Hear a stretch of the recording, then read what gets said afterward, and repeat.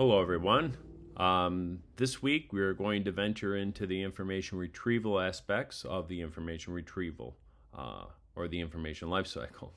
So we're going to discuss indexes, which is probably something you're not too familiar with, but we're going to discuss how they are created, both by humans and then also through some automated processes, which are becoming a lot more prevalent. So, for example, if you look at something like a Google, right? We search Google. So they develop their indexes, and it's based on how we search or what we search for. They develop the indexes that they use based on the actual end user. So, if information retrieval is something that really interests you, something that really piques your curiosity, then this week could be of real interest to you. Now we're going to not take a deep dive. There are other courses you can take if this is something that interests you to go a little bit further. And there's a number of professors in the program that really focus on this. So if you've noticed that this week there's a lot of conversations or a lot of discussion, a lot of content that really starts to pique your curiosity. Look for courses that really focus on information retrieval and human computer interaction. Those are things that I always gravitated towards because I just find it fascinating. Now, if your interest is more on the information organization side of things, just a lot of the work we're doing right now and a number of our assignments, how you build information content even.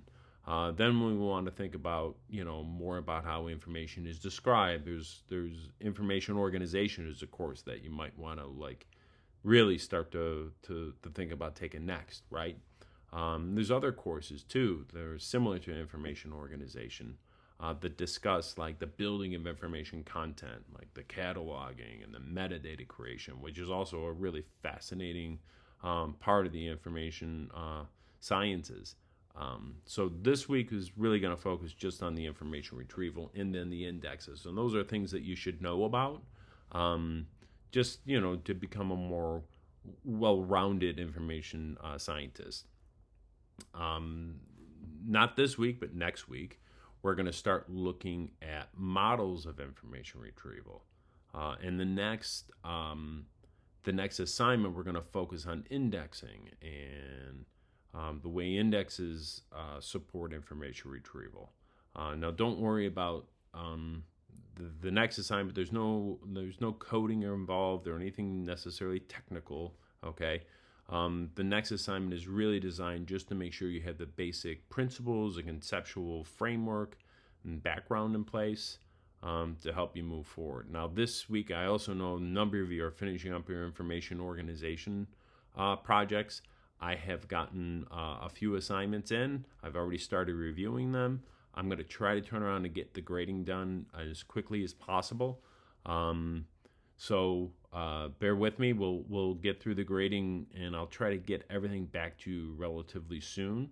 I've been pretty impressed with the assignments that I've reviewed so far. So I don't see any real issues. But if anybody's struggling with this project, or anybody has any questions, feel free to email me, throw questions to the discussion board. I'll get to them as soon as I possibly can. I've been traveling a tremendous amount for work. It was all unexpected. So I apologize in my delay to some of the responses.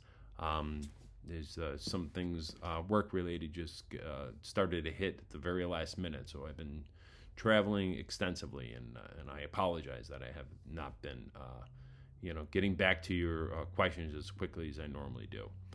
But if you do have any questions, throw them in the discussion board. Email me personally, which many of you have done, and I'll get to them as soon as I possibly can. All right, have a good week. Thanks.